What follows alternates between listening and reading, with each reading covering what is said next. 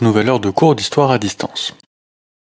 La dernière fois, nous avons vu comment les anciennes colonies britanniques d'Amérique se regroupent et déclarent leur indépendance vis-à-vis de la couronne britannique, comment cette guerre est gagnée avec l'aide de la France. Aujourd'hui, nous allons voir quel nouvel État ils mettent en place. Les États-Unis ont donc gagné leur indépendance vis-à-vis de la monarchie britannique.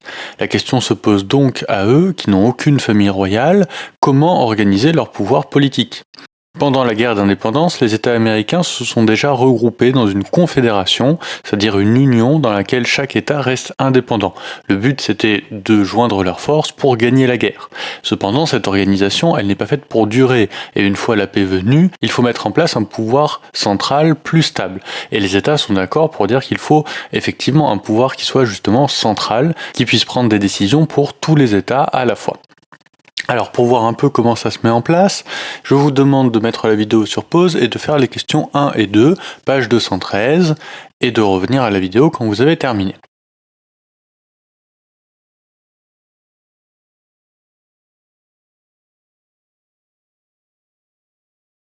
En 1787, des représentants de chaque État se rassemblent. Alors leur mission, c'est rédiger une nouvelle constitution. Vous vous souvenez, une constitution, c'est cette loi fondamentale qui décrit comment fonctionne le système politique d'un pays. Alors qui est-ce qui dirige, qui a quel pouvoir, dans quelles conditions, etc. Donc 55 délégués, souvent des juristes, participent à la rédaction d'une nouvelle constitution pour les États-Unis. Alors, ils vont pas la faire de nulle part, c'est-à-dire qu'ils vont s'inspirer de la tradition juridique britannique, puisque forcément, ce sont d'anciens britanniques, d'anciens colons britanniques, et donc c'est là-dessus qu'ils vont s'appuyer. Ils vont aussi travailler avec des travaux de philosophes qui ont réfléchi à la question du pouvoir politique, dont certains dont on a parlé avant. John Hobbes, par exemple, Thomas Locke, et puis Montesquieu. D'accord, donc des philosophes anglais, forcément, et puis des philosophes français, puisque on a vu, les Français sont proches des Américains à ce moment-là. Alors du coup, ils vont travailler avec les textes de ces philosophes, avec la tradition juridique des Britanniques, et mettre en place un nouveau régime. Alors qu'est-ce que c'est que ce nouveau régime ? Pour le savoir, je vous demande de faire les questions 3, 4 et 5, page 213, qui vont vous permettre de comprendre ce que c'est que ce nouveau régime qui se met en place. Mettez la vidéo sur pause, et puis reprenez quand vous avez terminé.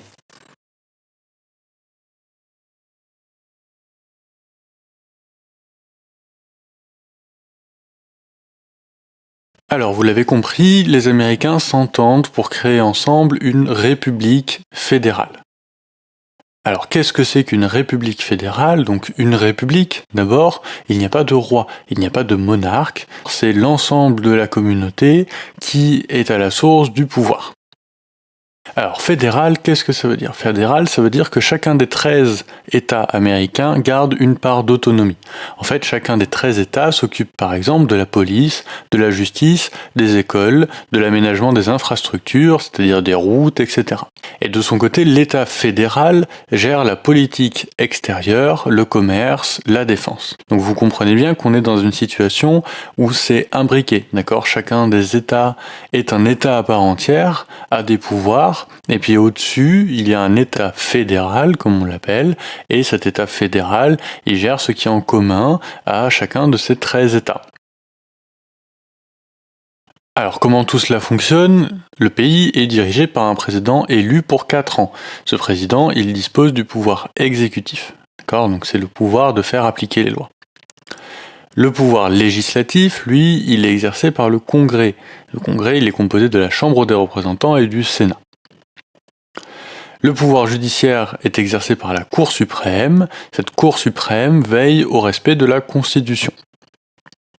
Surtout, ce qui est important, c'est qu'il y a un équilibre entre les pouvoirs. Aucun pouvoir n'a le dessus sur les autres. Par exemple, le président peut mettre son veto à une loi votée par le Congrès. Et le Sénat, lui, peut révoquer un ministre ou un juge nommé par le président. Alors, je vous demande de prendre le schéma que je vous affiche là, et qui est aussi sous une autre forme, mais qui dit la même chose, à la page 213, et de le reproduire dans votre cahier ou dans votre cours. Faites l'effort, non pas de le copier-coller si vous avez un cours numérique, mais bien de le recopier, peut-être avec les outils de Word ou ce que vous voulez.